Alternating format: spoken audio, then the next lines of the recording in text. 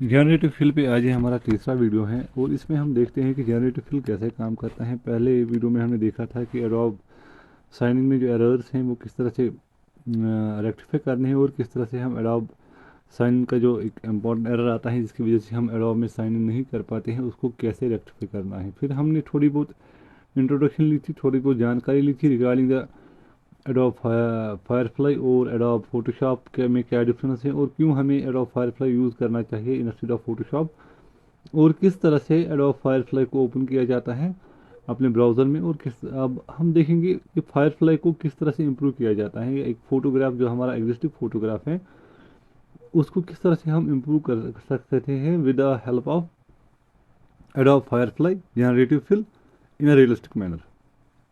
क्योंकि पिछले वीडियो में हमने एक फ़ोटो लिया था विराट कोहली का जिसको हमने इम्प्रोवाइज़ किया था, उसमें कुछ ऑब्जेक्ट्स इंसर्ट किए थे, उसकी शेड वगैरह चेंज की थी। तो इस वाले वीडियो में ये मेरा अपना लिया हुआ एक फ़ोटोग्राफ है, तो इसको मैं इम्प्रोवाइज़ करूँगा।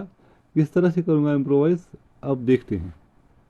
तो मैं चाहता हूँ कि यहाँ पर ये पानी, ठहरा हुआ पानी है, यहाँ पर एक बोट आ जाए।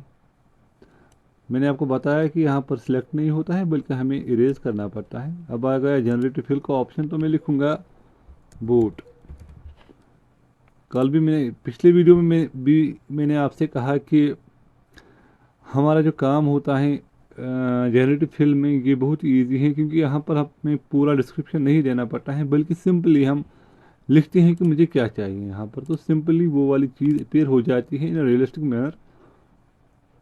ये एक बोट आया, अगर मुझे ये पसंद आया तो ठीक है, नहीं आया तो यहाँ पर जा सकते हैं और यहाँ पर लिखते हैं बिग बोट, थोड़ा बड़ा बोट दे दो, बिग बोट। अब यहाँ पर एक नया बोट आएगा, देखते हैं किस तरह से इम्प्रोवाइज करता है। दूसरा बोट दे दिया, दूसरी टाइप का इसने यहाँ पर इंसर्ट कर दिया, लेकिन ये भी सबसे बड़ी बात यही है कि रियलिस्टिक मैनर में आ रहा है। अब बिग बोट की जगह मैं इसको लिखता हूँ wooden boat, wooden boat. Generative fill के बाद फोटोज़ का एडिट होना बहुत ही आसान हो गया है। अब मान लीजिए चलिए यहाँ पर ये बोट आ गया, तो यहाँ पर मैं ये बोट रखता हूँ, ये वाला बोट रखते हैं। यहाँ पर जो ये पहाड़ है मान लीजिए इस पर मुझे कोई तब्दीली करनी है, तो इसको पहले कीप करते हैं। सिंपली इस वाले माउंटेन को हम करेंगे सिलेक्ट। सिलेक्ट करने का मतलब है इसको करना पड़ेगा इरेज। इसकी जगह मुझे कुछ और डालना है।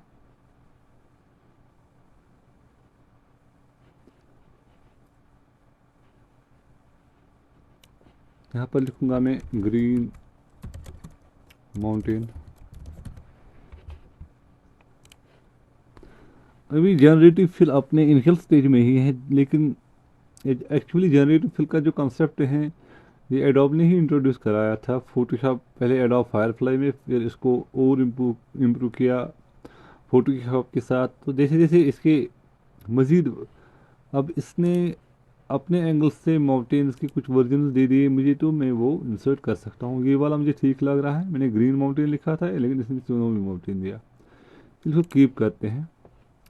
अब मैं ये वाला जो मेरा हिस्सा है इसको करता हूँ डिलीट। इस तरह से करेंगे डिलीट।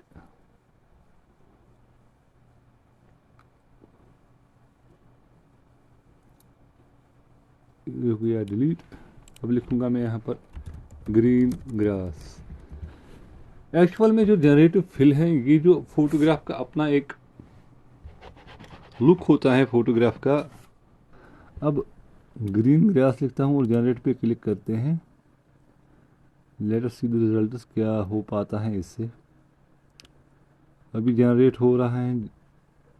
कभी कभार ऐसा होता है कि जो जनरेटिव फिल है इसमें अगर हम कोई ऑब्जेक्ट्स टाइप करते हैं या कोई सिंगल ऑब्जेक्ट की बात करते हैं इसके साथ, तो इसको वो ऑब्जेक्ट का फ्रेम जनरेट करने में टाइम लगता है। अभी इसने अब ये वाला मुझे ठीक लग रहा है। जो मुझे चाहिए था वो इस तरह का कुछ एंगल चाहिए था, तो अब यहाँ पर ग्रास भी आ गई और स्नो भी आ गई और फोटोग्राफ अपना जो फोटोग्राफ का अपना डिफ़ॉल्ट लुक है वो ठीक रहा। अब यहाँ पे जो ये ट्री है इसको कीप करते हैं। ये पूरी तरह से सूखी हुई ट्री है, एक सूखा हुआ पेड़ है। इसको मैं यहाँ करता हूँ एप्पल ट्री।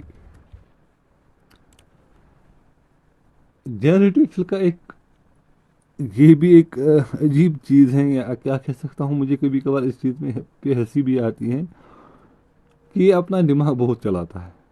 मैंने एप्पल ट्री लिखी थी, अब जो बाकी एनवायरनमेंट है इस फोटोग्राफ का उसके अकॉर्डिंगली इसने एप्पल ट्री लाई, लेकिन वो एप्पल ट्री भी सूखी हुई ही लाई।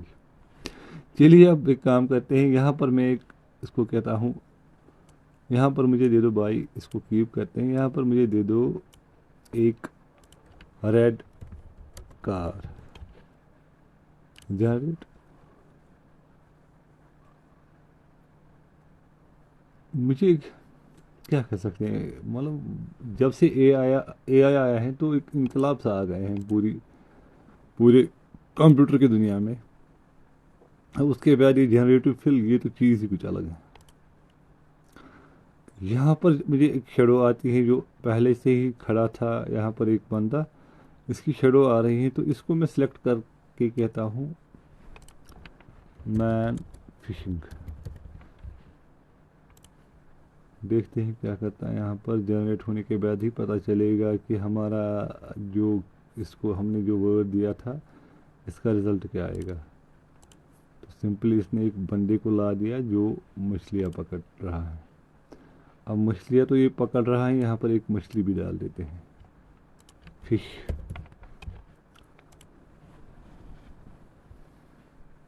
अभी हमारा ये जो AI जनरेटिव फिल का वीडियो था, ये इस सीरीज़ का तीसरा वीडियो था, ये लास्ट वीडियो है।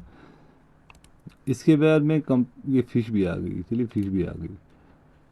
अब आप देख सकते हैं कि ये जो फोटोग्राफ है इसको किस हद तक इसने जनरेटिव फिल ने चेंज कर दिया था। अभी मैं कंपैरिजन के लिए ओरिजिनल वाला फोटोग्राफी ओपन करता हूँ, तभी इसका कंपैरिजन हो पाएगा। ये है हमारा ओरिजिनल वाला फोटोग्राफ, जो हमारा फोटोग्राफ था, और ये है जनरेटिव फिल का फोटोग्राफ। यहाँ पर आप देख सकते हैं कि किस हद तक इस फोटोग्राफ को चेंज कर दिया गया है। अब ये एक बंदे की क्रिएटिविटी का मसला है, इमेजिनेशन का मसला है कि वो जनरेटिव फिल के हेल्प से किस तरह से अपने फ़ोटो को रियलिस्टिक मैनर में इम्प्रोवाइज कर सकता है, इम्प्रूव कर सकता है। That secondary question. तो जनरेटिव फिल का ये तीसरा वीडियो था और आखिरी वीडियो है। Thank you. Shift T platforms को शेयर और सब्सक्राइब करके जाइए। नेक्स्ट वीडियो में कंपैरिजन करेंगे कि एडोब फायरफ्लाई में जो टेक्स्ट इमेज जनरेशन होती है वो अच्छी है कि जो दूसरे ऑप्शंस हमारे पास हैं, लाइक लिनाडो काम ही करता है बढ़िया तरीके से, लेकिन हम कंपैरिजन करेंगे फायरफ्लाई और लिनाडो का। उसमें देखेंगे कि कौन बेटर है, कौन सा टेक्स्ट जनरेशन इंजन बेटर है।